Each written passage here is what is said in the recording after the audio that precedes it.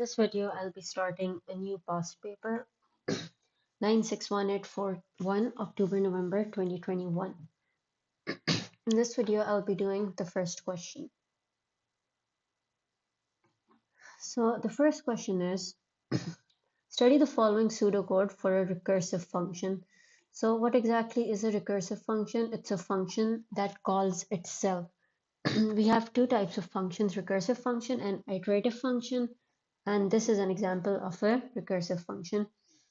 So here, this is our function. The first condition is if x is less than y, then we'll output x plus y, and then we'll call the function again with the value of x increased by 1 and then multiplied by 2. This function multiplied by 2. Else, if x is equals to y, then we're going to be returning 1. So this here is my base case, because when I'm not, this is the recursive part, and this is my base case. And the third condition is else if, meaning if x is greater than y, then the value of x will be -1, and then we'll be dividing it by 2. The operator div returns the integer value after division. Example 13 divided by 2 is 6. So write a program code to declare the function unknown. This is very easy because we have the code in front of us. So what we're going to be doing is,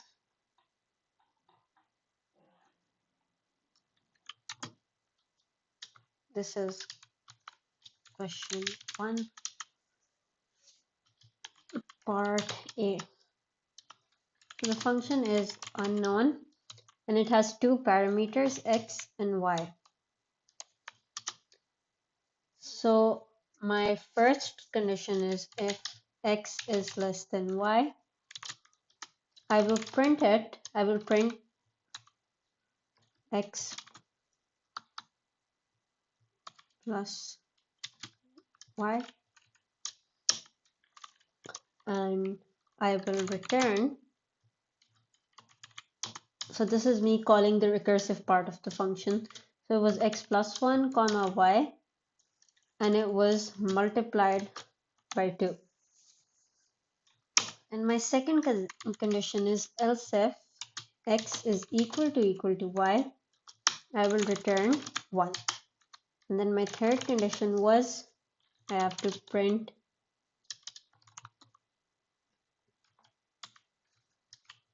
and return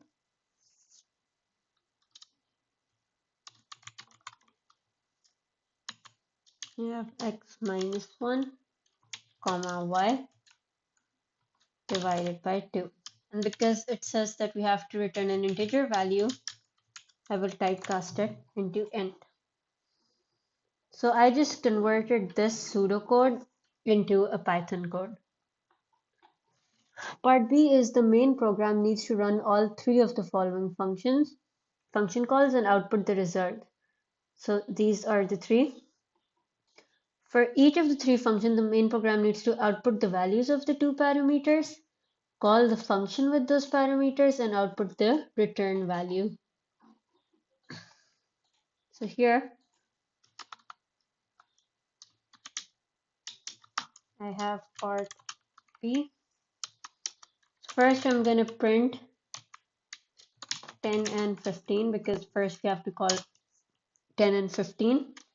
Then I'm going to print the value the function returns. So I'm going to call unknown with 10 and 15.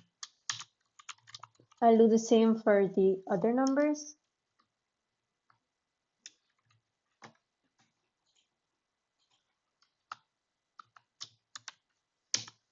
Then I have print 10 and 10.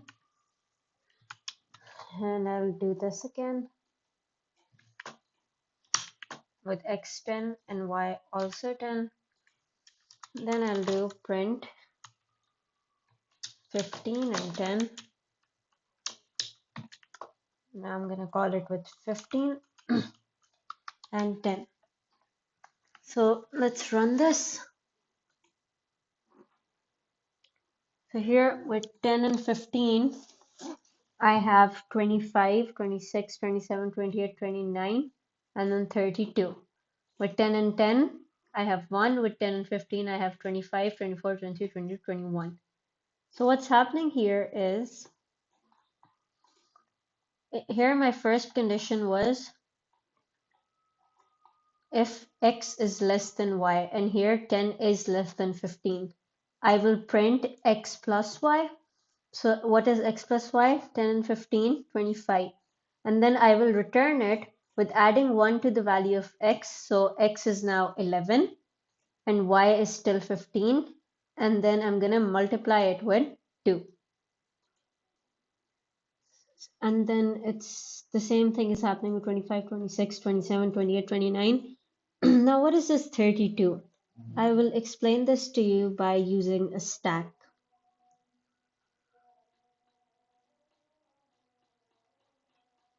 So here I have, in a recursive function, it uses a stack. So first I had my multiplied with 2 was when it was first called with 10 and 15. So when it was first called with 10 and 15, I had a 2 here because it returns multiplied by 2. So 10, 15, it had a 2 here. Then it had a plus, the output was 25 because 10 plus 15 is 25. Then I had 11 and 15. There was another 2 here and the output was 26. Then I had 12 and 15. Another 2 multiplied here and the output was 27. 13 and 15, output 28, and another 2 here. 14 and 15, output 29, and another 2 here. And now it was 15 and 15. There is no output here, it just returned a 1. So now because all of them are being multiplied, if you do 1 multiplied by 2 into, so this is 2, then 2 into 2, 4, 4 into 2, 8, 8 into 2, 16, and 16 into 2, 32. So this is our final result that we're getting, 32 here. Now with 10 and 10, 10 and 10, our output is just 1. Why? Because it directly goes here, x is equals to y, and it returns 1. And here we have if x is greater than y. So 15 and 10. So let's run this. If it's greater, then we do x plus y, and then we minus from 1. So let's try this. I have 15 and 10. This is my stack. So now with 15 and 10, my first output is 25. And here I have a divided by 2. Then it's 24. Then it's 23. There's a divided by 2 here. 22. 21. And then with 10 and 10, it's 1. So now as you can see, it's divided by 2, but it's integer division. So when we have 1 divided by 2, I'll get 0.5. But then with 0.5 divided by 2, with integer division, I'll keep on getting 0, 0, 0. So here my result is 0. So let's see over here. As you can see here, I have 25, 24, 23, 22, 21, and then the result 0. So this is basically how recursion works. Let's move on to the next part. Take a screenshot. Rewrite the function unknown as an iterative function. Iterative function means that we're going to be using a loop. So let's try this.